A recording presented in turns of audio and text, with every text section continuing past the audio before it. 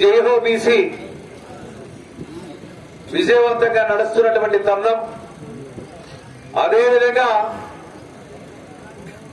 83 నుండి 2019 వరకు తెలుగుదేశం ప్రభుత్వ హయాంలో నందమూరి తారక రామారావు గారు అయితేనేమి, చంద్రబాబు నాయుడు గారి నాయకత్వంలో ఏ విధంగా బీసీలకు న్యాయం జరిగింది, ఏ విధంగా సంక్షేమ కార్యక్రమాలు, అభివృద్ధి కార్యక్రమాలు ఇచ్చామో అదేవిధంగా 2019 నుండి 2024 వరకు కూడా జగన్మోహన్ రెడ్డి పాలన ఏ విధంగా ఉంది, ఆ పాలన బాగుందా, ఈ పాలన బాగుందా, ఎవరు మేలు చేశారనే విషయాన్ని అందరూ కూడా తెలియజేయడం జరిగింది. ఒక్కసారి వెనక తిరిగి చూస్తే 82లో ఈ రాష్ట్రంలో ఒక అధర్మమైనటువంటి పాలన, ఒక అస్తవ్యస్తమైనటువంటి పాలన, అవినీతి పాలన కొనసాగుతున్నటువంటి తరుణంలో ఆనాడు నందమూరి తారక రామారావు గారు సినీ లోకంలో ఒక అగ్ర కథానాయకుడిగా, ఒక యుగ పురుషుడిగా, ఒక శ్రీకృష్ణుడిగా, దాన కర్ణుడిగా అన్ని అవతారాలు సినిమాల్లో చూపించడం జరిగింది ఆయన నటన. అదే క్రమంలో ప్రజలు కూడా 82 ఎన్టీ రామారావు గారు పార్టీని ఏర్పాటు చేసిన తర్వాత మనం చూశాం. ఆ పాలనలో ఆ ఎలక్షన్ ముందు కూడా చూస్తే ఆయన కూడా రాష్ట్రమంతా 9 నెలలు కలిగి తిరగడం, అదేవిధంగా ఎలక్షన్ కు పోవడం, ఆ ఎలక్షన్ లోనే 9 నెలల కాలంలోనే అధికారంలోకి తెలుగుదేశం పార్టీ రావడం జరిగింది. అయితే ఆ ఎలక్షన్ లో కూడా చూస్తే అన్ని వర్గాల ప్రజలు, అన్ని కులాలు అందరినీ పాలనలో భాగస్వామ్యం చేయాలనేటువంటి ఒక లక్ష్యంతో, ఒక ఉద్దేశంతో ఆనాడు బీసీలు కూడా పాలనలో భాగస్వామ్యం చేయడం జరిగింది. అదేవిధంగా మనం చూసాం ఆ రోజు గూడు గుడ్డు అనేటువంటి ఒక వినూత్నమైనటువంటి పథకానికి శ్రీకారం చుట్టాడు. అదేవిధంగా పెన్షన్లు కూడా ఇచ్చాడు, మనమంతా చూసేవాళ్ళం. అదేవిధంగా ఆనాడు మన నందమూరి తారక రామారావు గారు పెన్షన్లు కూడా ఇవ్వడం జరిగింది.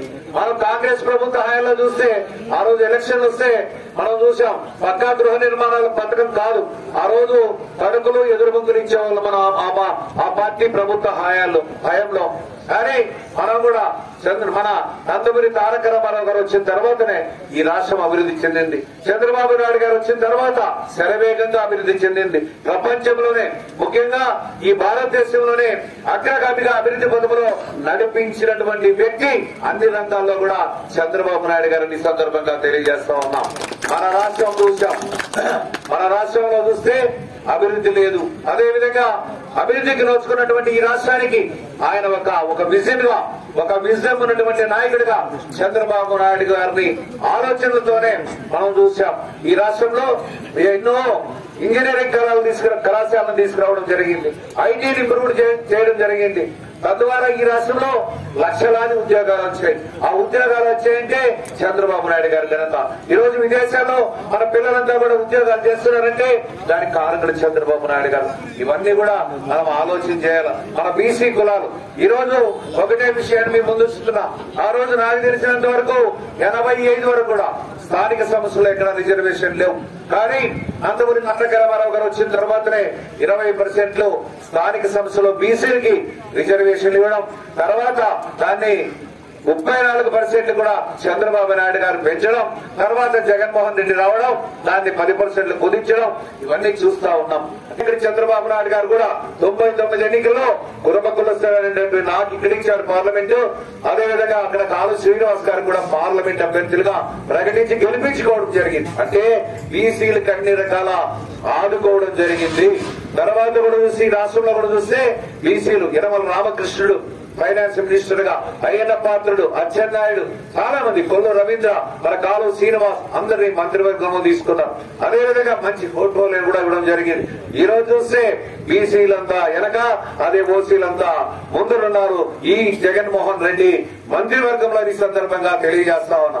ఈ రోజు మంత్రులు గుట్టుకు పనికిరానటువంటి వ్యక్తులుగా మారిపోయారు. అదేవిధంగా 5 గోడలు ఎక్కడెక్కడో ఉత్తరాంధ్ర కొగురు, అదేవిధంగా నెల్లూరు కొగురు, రాయలసీమ కొగురు, ఇట్లా అంతా రెడ్లు కూడా ఉన్నారు, మనం వాళ్ళని అనలేదు, ఉంటే వాస్తవాలను చెప్తారు. రెడ్లు బాధపడదండి, అందరికీ రెడ్లకు మాత్రమే అధికారంలో చెప్పి ఒక ఉత్సవ విగ్రహాలుగా మంత్రులు కూడా పెట్టాడని ఈ సందర్భంగా తెలియజేస్తున్నా. మన రెడ్లు కూడా బాధపడుతున్నారు. అయ్యో జగన్మోహన్ రెడ్డి, జగన్మోహన్ రెడ్డి చొక్కా ఇప్పేసుకొని పనిచేశారు మన ఎలక్షన్ లో చాలా మంది. మన మీద వేదిక మీద సంజీవ్ రెడ్డి కాదేమంటే మనలో ఉన్నారు, మన పార్టీకి ఉన్నారు. కానీ ఆ రెడ్లంతా ఈ రోజు మామూలు బుద్ధి లేనటువంటి వ్యక్తి జగన్మోహన్ రెడ్డి, వీడి నుండి మా పరపతి పోయింది అనుకుంటున్నారు చాలా మంది రెడ్లు కూడా. ఇది వాస్తవం అవునా కాదా? రెడ్లే చెప్పాలప్ప, నిజమే కదా? వాస్తవమే. దానికి రెడ్లు కూడా ఈసారి తెలుగుదేశం పార్టీకి ఓట్లు వేసేదానికి కూడా ఈ రోజు ముందున్నారు. ఏదో ఒక కులంతోనే కాదు ఎన్నికల్లో గెలిచేది, అన్ని కులాలు అందరితోన స్నేహపూర్వకంగా ఉండాలి, అందరితో కలిసిమెలిసి పనిచేయాలి, అందరికీ సంక్షేమ కార్యక్రమాలు అభివృద్ధి కార్యక్రమాలు ఇవ్వాలి, ఇస్తేనే అది ఎన్నిక అవుతుంది తప్ప ఒకే కులంతో ఎవరు ఏమీ సాధించలేరు అని క్లియర్ తెలియజేస్తున్నాం మీ అందరికీ. మీరు మేము అందరూ అన్ని కులాలు అన్ని మతాలు అన్ని వర్గాలు అందరితో కూడా కలిసిమెలిసి పనిచేస్తేనే విజయం సాధిస్తామని సందర్భంగా తెలియజేస్తా ఉన్నా. అదేవిధంగా స్వామి చెప్పాడు, నేను ఈ ప్రాంతం అభివృద్ధి చెందిందంటే మా పంచాయతీ అభివృద్ధి చెందిందంటే నిజమే. ఆయన కూడా బ్రాహ్మణుడు, ఆ ఊర్లోనే ఒక బ్రాహ్మణ కుటుంబం.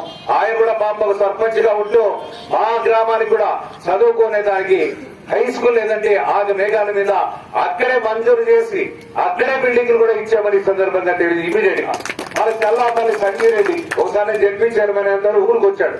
అన్నా మా ఊరికి 10th క్లాస్ సెంటరే లేదు, ఎట్లయినా కానీ మంజూరు చేయకపోతే 0 రిజల్ట్లు వస్తా ఉంది మా ఊర్లో అని చెప్పాడు. ఇప్పుడు ఏం చేయాలన్నా ఆ సెంటర్ వద్దానికి వేసుకుంటే చాలు, తప్పకుండా మా వాళ్ళు కూడా పాస్ అవుతారు, తర్వాత క్రమంలో నువ్వు సెంటర్ కూర్చోవాలి అని చెప్తే ఆ విధంగా చల్లాపల్లిని కూడా హై స్కూల్ కూడా అభివృద్ధి చేశాం.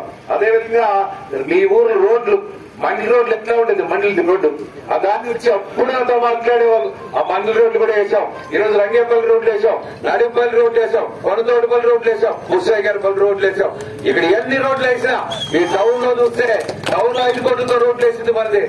ఇప్పుడు ఏమన్నా ఈ దుర్మార్గులు వచ్చిన తర్వాత ఏమి వేసాడు, శంకరనారాయణ వచ్చిన తర్వాత ఆ చార్ట్ సోషల్ వెల్ఫేర్ మంత్రి, ఆ సోషల్ వెల్ఫేర్ ఉంటే ఏమైనా వచ్చేమయ్యా? వచ్చిన తమ్ముళ్ళు వారు మాత్రం దోసేసుకున్నారు, రెడీగా సూట్ కేసు ఎత్తుకొని వెళ్ళిపోయాడు ధర్మాలని చెప్తా.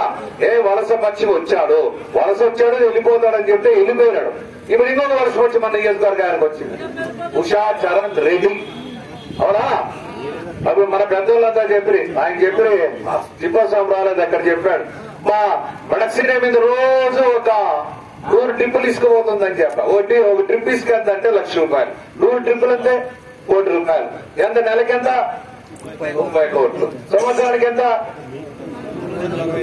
ఇప్పుడు ఆమె కూడా కోరి పెనుగొండకే వచ్చింది. అంటే కారణం ఏమంటే మనం కూడా పెన్నా పరివాహక ప్రాంతం కూడా 40 కిలోమీటర్లు ఉంది. దాని మీద ఇప్పుడు కన్నేసినట్లుంది. అంటే దోసేసుకోబోయేకి వస్తా ఉన్నారు. వీళ్ళకి అభివృద్ధి అవసరం లేదు.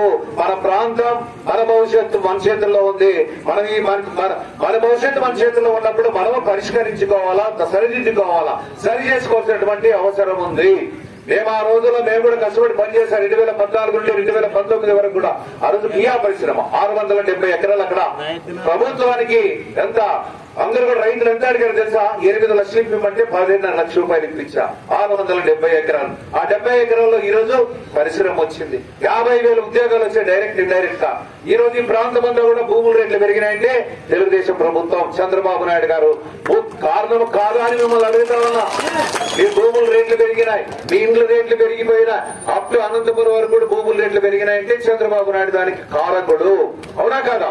అదే 14 అనుబంధ సమస్యలు వచ్చింటే ఇంకా రేట్లు పెరిగేవి, ఇంకా మన పిల్లలకు ఉద్యోగాలు వచ్చేది. అయితే మనం చూస్తాం ఇక్కడ knowledge hubs, Lepakshi knowledge hub city, దానికి 8,844 ఎకరాలు ఆ రోజు జగన్మోహన్ రెడ్డి నాయన రాజశేఖర రెడ్డి గారు పూలప్ చేసి ఒక సమస్యకి ఇస్తే ఆ సమస్య ద్వారా ఐటీఐ వస్తుంది, విశ్వవిద్యాలయాలు వస్తాయి, అభివృద్ధి చెందుతుందని చెప్పారు. అనేది ఏమి ఎక్కడ జరగా ఆ తీసుకుపోయి ఒక ప్రైవేటు వ్యక్తులకు ఇస్తే దాన్ని తీసుకొని వాళ్ళు కుదువు పెట్టుకొని డబ్బులు తీసుకొని రియల్ ఎస్టేట్ చేస్తే మనం కోర్టుకు వెళ్లి రోజు ఆపించడం జరిగింది. భవిష్యత్తులో కూడా మన ప్రభుత్వం వచ్చినప్పుడు తప్పకుండా అక్కడ లేపాక్షి నాలెడ్జ్ హబ్ సిటీకి పరిశ్రమలు తీసుకుని వద్దాం. దానికి ఇండస్ట్రీస్ వస్తాయి. ఇండస్ట్రీస్ వస్తే మన పిల్లలంతా ఉద్యోగాలు చేయొచ్చు. ఇంకా మన భూముల ధరలు పెరుగుతాయి. మన ప్రాంతం చాలా శరవేగంగా కూడా అభివృద్ధి చెందుతారు. ఇప్పుడు కియాతో పాటు నాసన్ వచ్చింది, డిఫెన్స్ వచ్చింది. అదేవిధంగా ఎయిర్ బస్ వస్తే ఈ పనికిమాలలో దానికి స్థలము డబ్బులు ఇకపోతే అది కూడా ఎయిర్ బస్ కూడా పారిపోయా.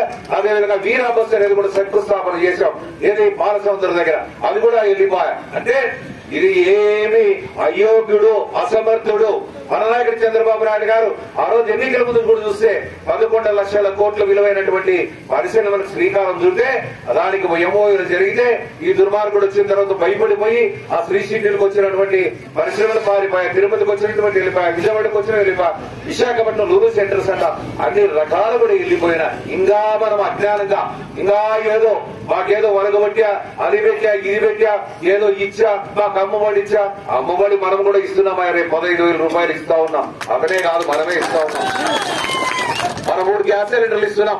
అమ్మ లెక్కలకు కూడా మహిళా శక్తి పేరు మీద 3 గ్యాస్ సిలిండర్లు పోతే ఇంకో సిలిండర్ కూడా ఇస్తాం, 4 సిలిండర్లు కూడా ఇస్తాం. రైతాంగానికి తొలగే వర్షాలు వస్తే ప్రతి సంవత్సరం కూడా వర్షాలు పడే లోపల వాళ్ళ అకౌంట్లకు 20,000 రూపాయలు ఇస్తాం. యువకులు కూడా ఎవరైతే నిరుద్యోగ వృత్తి డిగ్రీ చేసుకుంటున్నారో వాళ్ళందరూ కూడా నెలకు 3,000 రూపాయలు ఇచ్చి ఆదుకుంటామని ఈ సందర్భంగా తెలియజేస్తా ఉన్నాం. కాబట్టి ఇవన్నీ కూడా ఆలోచన చేయండి. అదేవిధంగా పోర్టు రీచ్ ఎవరైతే పూర్వున్నారో వాళ్ళను కూడా ఒక ఆర్థికంగా ముందుకు పోయేదానికి వాళ్ళు కూడా ఒక వెసులుబాటు కల్పిస్తాం. అదేవిధంగా మీకు కూడా ఎవరు బీసీల మీద రక్షణ చట్టం కూడా తీసుకురాబోతున్నాం. ఎస్సీలకు ఏ విధంగా అన్యాయం జరిగినప్పుడు కేసులు పెడితే వారికి ప్రొటెక్ట్ ఉంటుందో ఆ విధంగా బీసీలకు కూడా ఒక రక్షణ చట్టం తీసుకురాబోతున్నామని సందర్భంగా తెలియజేస్తున్నాం. కాబట్టి ఒక్కటే మీరు కూడా బాగా ఆలోచన చేయాలా. నేనేం పొరపాటు చేయాలా, నేనేం తప్పు పని చేయాలా, నేను ఎక్కడ దౌర్జన్యం చేయాలా, ఎక్కడ భూ కబ్జాలు చేయాలా, మీ అందరి కోసం పనిచేసా. ఎక్కడైనా చిన్న చిన్న పొరపాట్లు, మానవ సహజం, ఎక్కడైనా చిన్న చిన్న పొరపాట్లు జరిగిండొచ్చు. కానీ నేను ఇప్పుడు ప్రజెంట్ ఎమ్మెల్యే, ప్రజెంట్ మంత్రి వీళ్ళు చేసిన దాంట్లో 2% కూడా ఎక్కడ ఎలాంటి లోపాలు చేయలేదు. అది క్లియర్ చెప్తాను. లోపాలు చేశారని చెప్పండి, చేతులు పైకెత్తండి. ఎక్కడైనా అవినీతికి పాల్పడ్డారా చెప్పండి. నేను డైరెక్ట్ గా అడుగుతున్నా, తప్పు చేశానా? మళ్ళీ దానికోసమే మీకు అనుమానాలు పెట్టుకోవద్దండి. భవిష్యత్ ఎన్నికలు కూడా తొందరలో వస్తున్నాయి. మనకు కూడా అభ్యర్థులు కూడా తొందరలో ప్రకటిస్తారు. మనం కూడా రేపు ఎన్నికల సంగ్రామంలో దిగుదాం.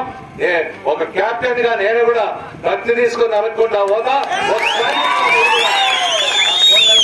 అండగా ఉంటే అన్ని విజయం సాధిస్తామని సందర్భంగా తెలియజేస్తున్నా. నేనేదో తమిళ సినిమా ఉంటుంది చూసారా, పులికేసి 23 మారుస్తారు. ఓకేనా? Thank you. 24 ఎన్నికల్లో పార్థ సారథి నేను చెప్పకూడదు, మీతోనే చెప్పించాను. అవునా కాదా? నాకు ఆ నమ్మకం ఉంది. నేను పని చేసా 37 సంవత్సరాలు ఈ పార్టీలో.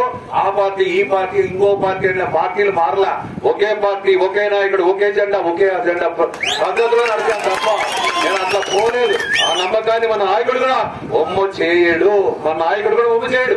మన నాయకుడు కూడా మనలాంటి వాళ్ళని ఎప్పుడు కూడా కాపాడుకుంటాడు చంద్రబాబు నాయుడు గారిని.